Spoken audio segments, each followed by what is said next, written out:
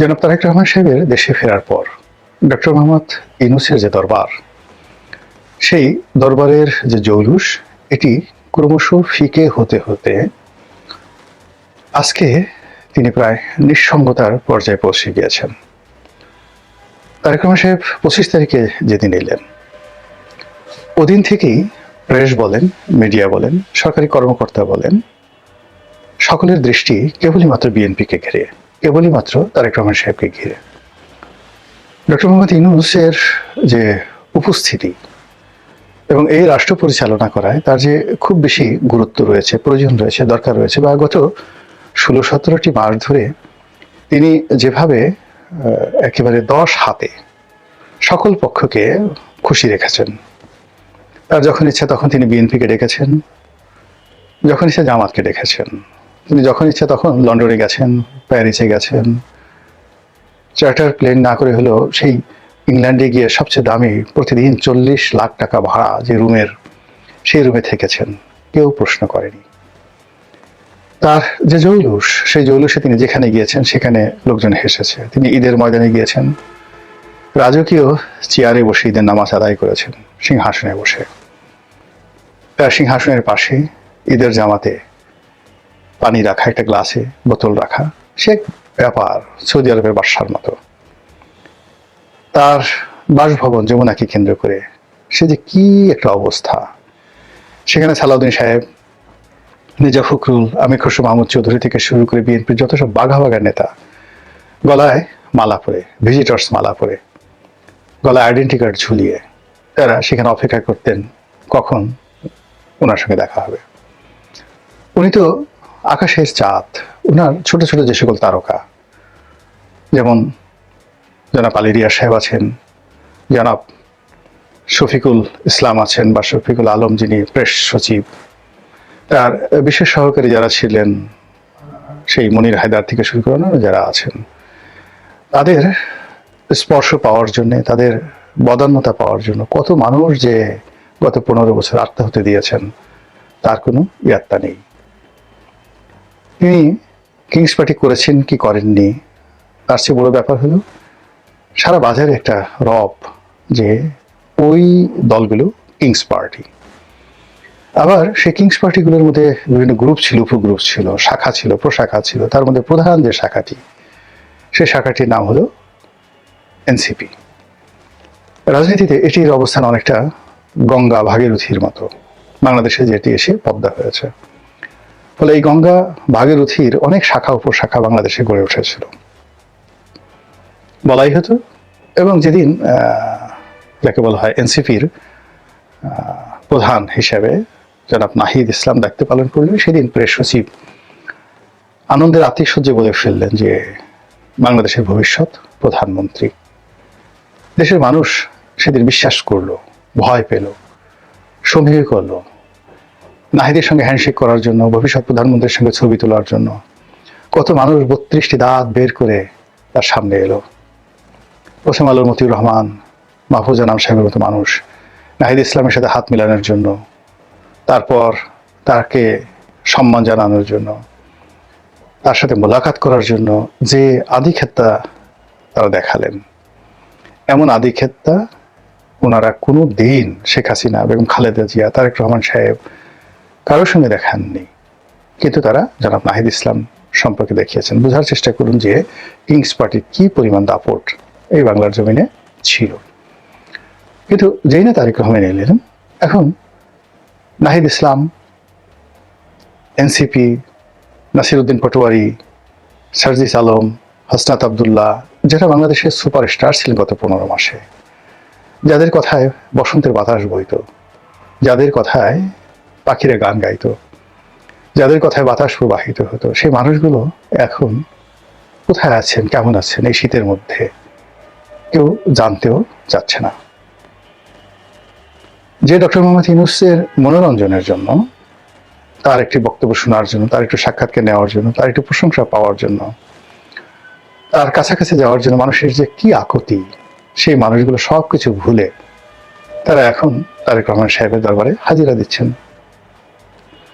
যে ব্যবসায়ী নেতা, যে রাজনীতিবিদ, যারা যারা ছিলেন, সবাই এখন সেই বিএনপির দিকে ঝুঁকে পড়েছে, তারেক রহমান সাহেবের দিকে ঝুঁকে পড়েছে।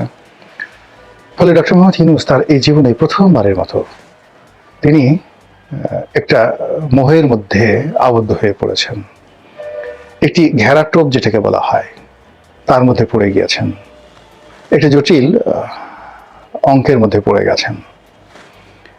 তিনি এখন ইচ্ছা করলে গ্রামীণ ফোনে যেতে পারবেন না, তিনি এখন ইচ্ছা করলে গ্রামীণ সেন্টারে যেতে পারবেন না, ইচ্ছা করলে তার সামাজিক ব্যবসার যে পসরা এটি নিয়ে তিনি ঘুরতে পারবেন না। তিনি হয়তো ভাবছেন বা ভাববেন তার যারা লোকজন, কেন এরকম হলো? এই তো কয়েকদিন আগে তিনি যখন লন্ডনে গেলেন, তারেক রহমান সাহেব তার দলবল নিয়ে তার সঙ্গে দেখা করতে আসছেন, সে কি বিনয়, কি ভদ্রতা, কি আনুগত্য। কিন্তু যেই মুহূর্তে তারেক রহমান সাহেব বাংলাদেশে এলেন, পরিবেশ পরিস্থিতির কারণে তিনি হঠাৎ করে প্রধানমন্ত্রীর মতো তার একটা ইমেজ তৈরি হয়ে গেল, লোকজন তাকে ওইভাবে সম্মান সময় শুরু করলো। এমনকি রাষ্ট্রের যারা গুরুত্বপূর্ণ ব্যক্তি তারা এখন ডক্টর মোহাম্মদ ইউনূসের দিকে তাকাচ্ছেন না। অবস্থা দেখে তারা এমন মনে হচ্ছে যে তারা পারলে তাকাচ্ছেন তো নাই, যদি কোনো কারণে ভুলে তাদের চোখ পড়ে যায়, তাহলে আমরা অনেক সময় আসে না, কাউকে একটা চোখ টিপ মারি, ডান চোখ দিয়ে বাম চোখ দিয়ে মুখ একটু বাঁকা করে চোখ টিপ মারি। এইভাবে অনেক দুষ্ট লোক তৈরি হয়ে গেছে যারা ওনার চেহারা মুবারকের দিকে তাকিয়ে একসময় প্রশান্তি পেতেন, তারা এখন পারলে একটু মুখ ঝামটি দিচ্ছেন, চোখ টিপ মারছেন। অদ্ভুত এই বাঙালির চরিত্র। এটার শেষ পরিণতি কি? কেন এরকম হলো? যারা ডক্টর মোহাম্মদ ইউনূসের প্রশংসায় পঞ্চমুখ ছিলেন, যারা তাকে ক্ষমতার মসনদে বসিয়েছেন,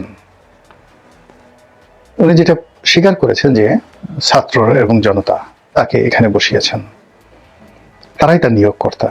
কিন্তু আমরা যারা অনেকেই বলার চেষ্টা করছি, না, এর চেয়ে তো বড় নিয়োগকর্তা রয়েছেন পেছনে, হয়তো আমেরিকা, হয়তো পাকিস্তান, হয়তো ভারত, হয়তো আরো অনেক কেউ হতে পারে। এমনও কেউ বলার চেষ্টা করছেন, অনেক জামাতের আলিম ওলামারা বলার চেষ্টা করছেন, স্বয়ং আল্লাহ রাব্বুল আলামিনের বিশেষ ইচ্ছাতে তিনি ক্ষমতায় এসেছেন।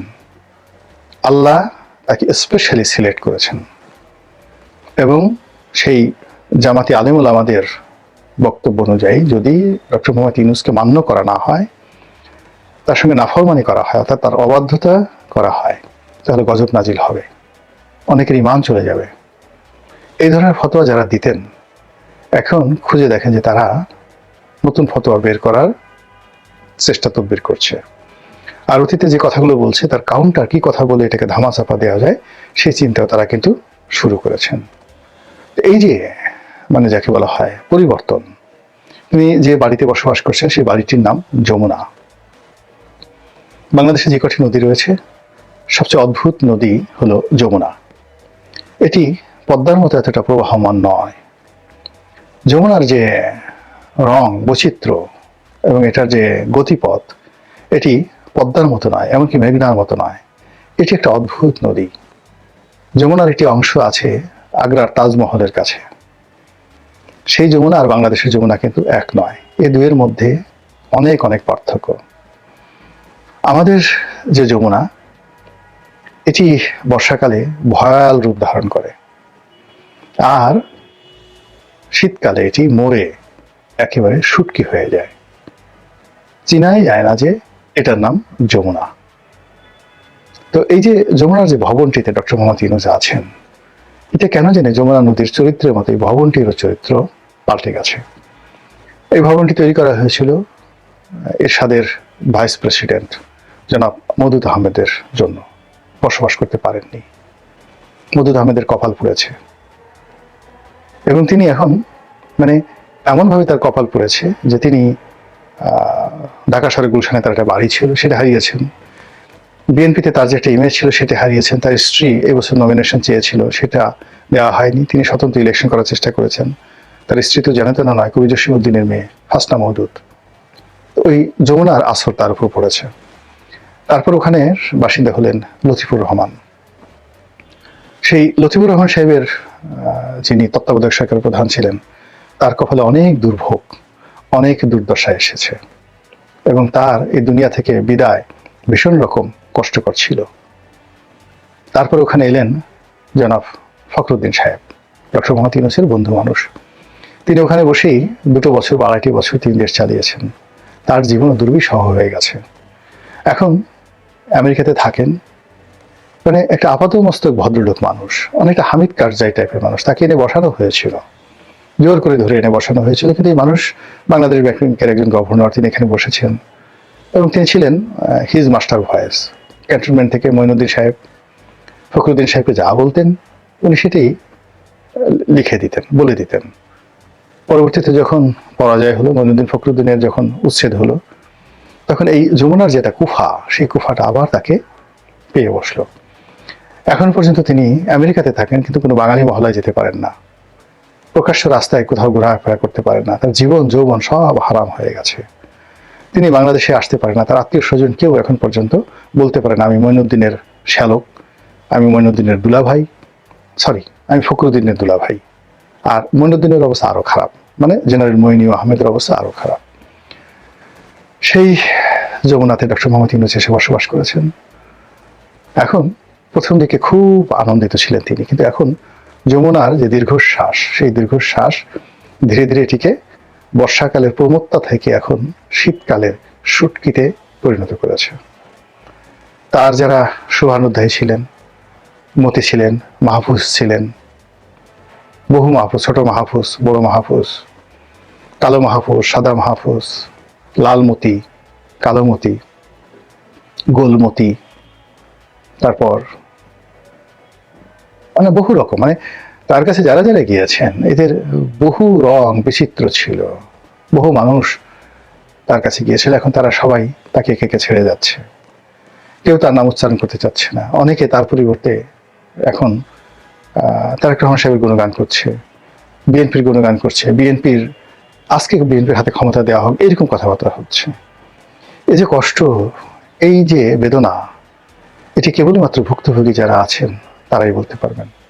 সেই দিক থেকে ডক্টর মোহাম্মদ ইউনূস তার এই মানে প্রবীণ বয়সে, প্রান্তিক বয়সে, জীবনের শেষ প্রান্তে, আমি চাই তিনি ভালো থাকুন, নিঃসঙ্গতা কাটিয়ে উঠুন, তার একটি সম্মানজনক পরিবর্তন হোক, ট্রানজিশন হোক, ক্ষমতা হস্তান্তর হোক, এবং তিনি যেন এই বাংলার মাটিতে মঈনুদ্দিন ফখরুদ্দিনের মতো না হন। তার যে ব্যবসা বাণিজ্য, তার যে এদেশের কন্ট্রিবিউশন, তার গ্রামীণ ব্যাংক, এই বিষয়গুলো নিয়ে যেন তিনি সুস্থ এবং সুস্থিরভাবে থাকতে পারেন, এই শুভাশিস রইল।